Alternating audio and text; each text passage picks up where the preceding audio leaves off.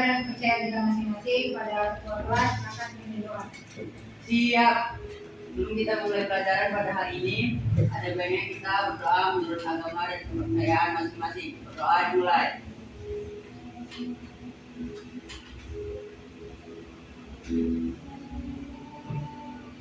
Berdoa selesai.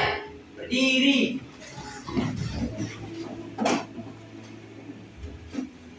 Beri salam. Selamat pagi, Bu. Ya, silakan bukunya ditaruh di atas meja semua. Beserta handphonenya juga di atas meja. Siap.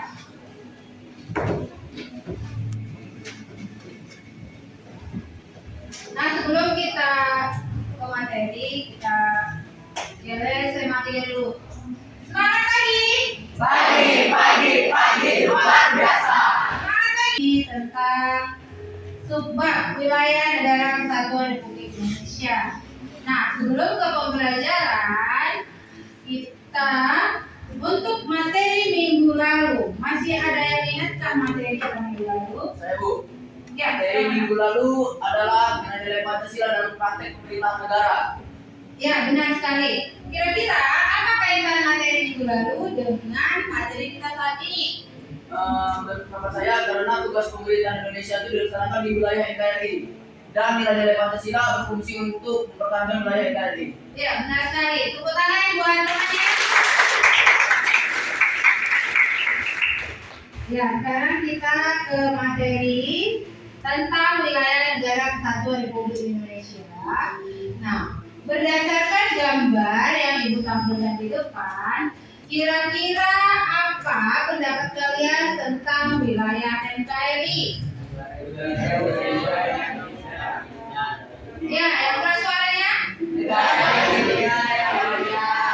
Yang indah terdiri dari? Iya, terima kasih anak-anak Ibu. Ya, next.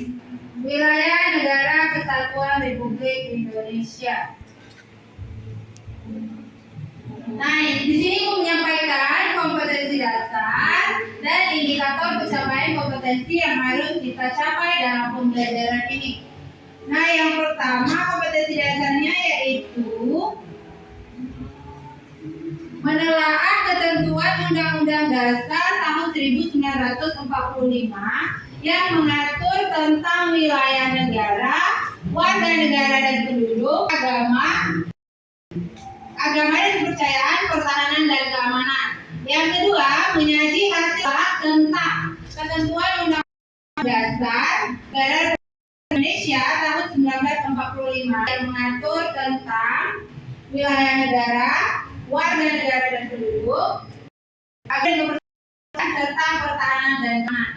Nah, indikator yang sekalian itu ada 3. Yang pertama, mengidentifikasi permasalahan yang melibatkan negara Indonesia dengan negara lain. Yang kedua, menelaah tentang ketentuan Pemilihan RI tahun 1945 yang mengatur tentang negara kesatuan Republik Indonesia. Nah, yang ketiga, menganalisis dan menyajikan hasil diskusi kelompok tentang ketentuan Pemilihan RI tahun 1945 yang mengatur tentang NKRI. Nah, adapun tujuan pembelajaran pada hari ini, yang pertama, peserta didik mampu mengidentifikasi permasalahan-permasalahan yang melibatkan Indonesia dengan negara asing. Yang kedua, peserta didik mampu menelaah ketentuan Pemilihan RI yang mengatur tentang negara kesatuan Republik Indonesia dengan penuh tanggung jawab dan percaya diri. Yang ketiga, peserta didik mampu menganalisis dan menyajikan hasil diskusi kelompok tentang ketentuan Pemilihan RI yang mengatur tentang negara kesatuan Republik Indonesia dengan penuh tanggung jawab dan percaya diri. Nah, adapun KKM kita pada pelajaran PPKN ini adalah 75 untuk pertemuan ini. Nah, materi tentang wilayah NKRI ada 2 pokok bahasan kita. Yang pertama, memetakan wilayah negara kesatuan Republik Indonesia. Yang kedua tentang batas-batas wilayah negara kesatuan Republik Indonesia. Nah, yang pertama menyatakan wilayah negeri dalam Ketentuan Undang Dasar tahun 1945. Di sini disebutkan bahwa negara Indonesia adalah sebuah negara kepulauan berciri Nusantara dan wilayah yang sehingga Indonesia dan Malaysia mengalami permasalahan dalam menyambungkan garis perbatasan. Oleh karena itu, kesalahan terhadap pertahanan dan keamanan Indonesia adalah anggaran terhadap keamanan dan pertahanan di daerah perbatasan masih kurang sehingga negara lain dengan bebas dan berani mengganggu. Kurangnya kesadaran masyarakat dalam menjaga wilayah NKRI serta pertahanan dan keamanan. Lalu apa yang Baik, Pak, ada pertanyaan dari asal bisa kami sampaikan? Saya, Ya, silakan. saya Raffi dari kelompok 4, kelompok Gus Dur, ingin bertanya bahwa dalam sengketa yang melibatkan 2 pulau ini, apa saja sih negara yang terlibat dalam sengketa tersebut? Baik, Raffi, terima kasih atas pertanyaan Anda. Pertanyaan Anda akan kami tampung terlebih dahulu. Apakah ada pertanyaan lain? Silakan.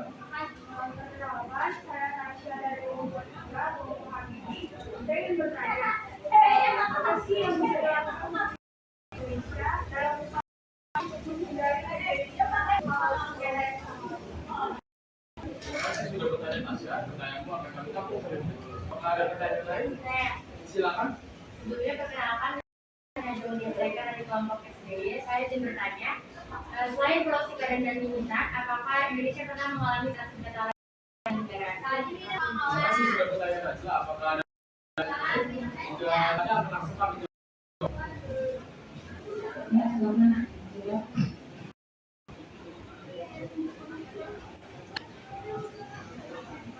Baik, saya jawab pertanyaan dari Raffi. Negara apa yang terlibat dalam negara yang terlibat dalam saat ini adalah Malaysia dan Indonesia. Apakah sudah bisa dijawabnya? Sudah, terima kasih atas jawabannya. pertanyaan Tasya, apa yang harus dilakukan pemerintah supaya sengketa ini tidak terjadi lagi? Bagi saya, yang harus dilakukan pemerintah Indonesia agar hal sengketa ini tidak terjadi lagi adalah menanggulangi dan membatasi ancaman militer dalam negara, melatih tentara lebih disiplin lagi dalam daerah perbatasan, meningkatkan alutsista dan masyarakat juga aktif dalam menjaga dan merawat kedaulatan. Ada 19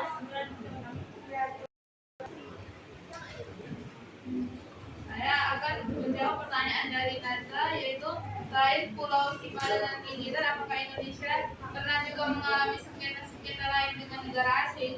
Jawaban dari kelompok kami yaitu pernah. Sengketa itu adalah sengketa di Pulau Sebati, sengketa di perairan Natuna, dan sengketa di Pulau Ambalan. Apakah Anda sudah bisa menerima pernyataan kami? Sudah, terima kasih. Sekianlah hasil presentasi kami. Maaf bila ada kesalahan kata dan terima kasih sudah memperhatikan.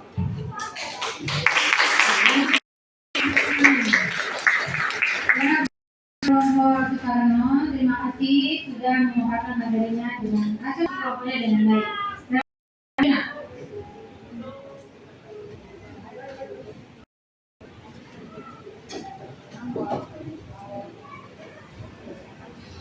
Oke, sekarang kita masuk ke tahap rekomendasi dan kesimpulan. Nah, dari apa yang telah kita pelajari hari ini, kekayaan alam yang dimiliki oleh bangsa Indonesia merupakan anugerah Tuhan yang Maha Esa, serta yang harus kita syukuri. Nah, kalian, bagaimana cara kita mensyukuri nikmat Tuhan tersebut? Ya, silakan. Menurut saya, cara mensyukuri alam Indonesia, kita menjaga, merawat, dan melestarikan segala yang fungsi kekayaan alam di dalam. Dan tidak melakukan eksploitasi besar-besaran atau ekspor yang berlebihan. Serta kita juga perlu membersihkan alam yang besar di dalam Iya, bagus sekali. Beri tepuk tangan.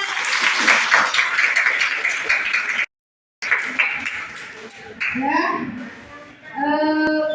yang kedua, silakan Bang. kali mempelajari saya pelajari ini. Yang pertama, saya telah mempelajari buku yang mengatur wilayah NKRI. Atau saya telah mempelajari wilayah NKRI yang dibagi menjadi daratan, lautan, udara, dan ekstrateritorial. Dan yang ketiga, saya telah mempelajari batas-batas wilayah NKRI. Ya, Bapak jawaban ya.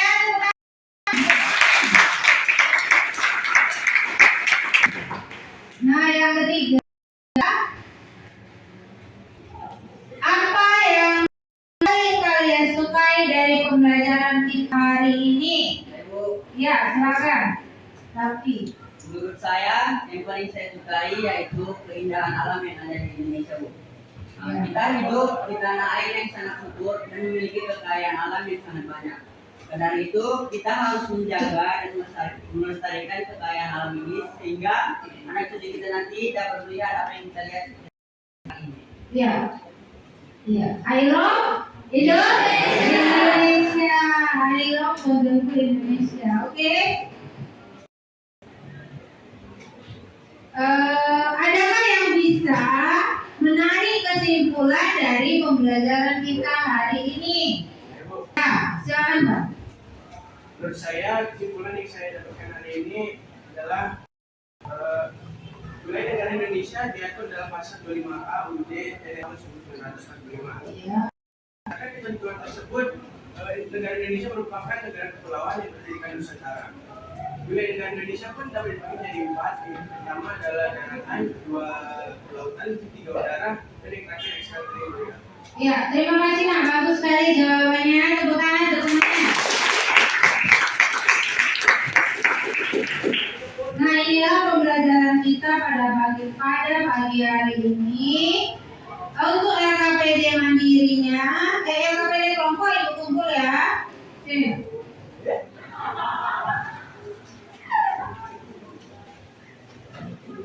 Kalau LKPD mandiri dikerjakan di rumah saja, berhubung waktunya sudah habis.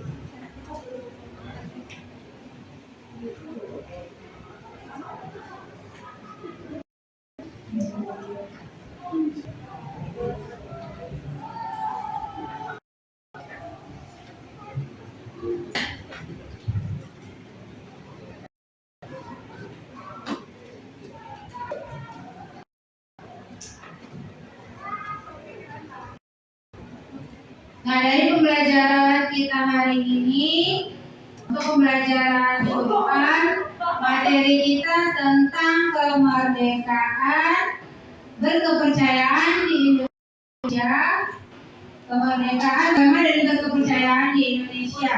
Nah, untuk tugas minggu depan, kita membuat proyek kewarganegaraan.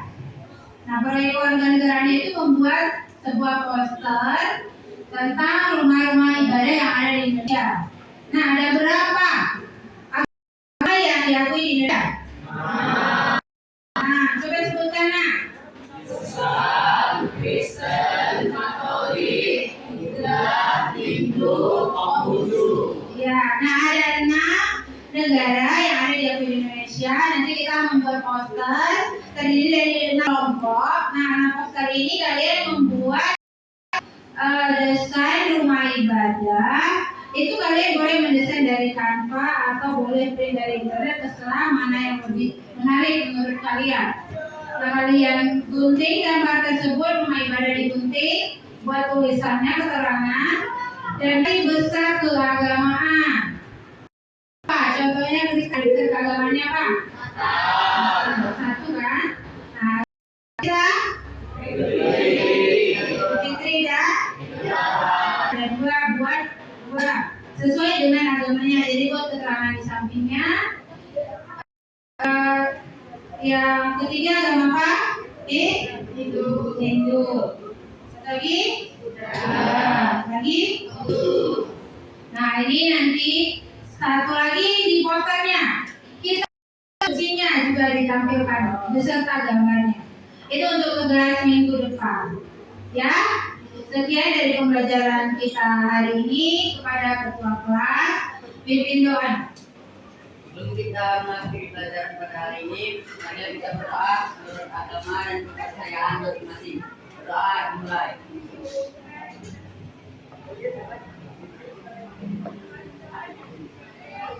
Doa selesai.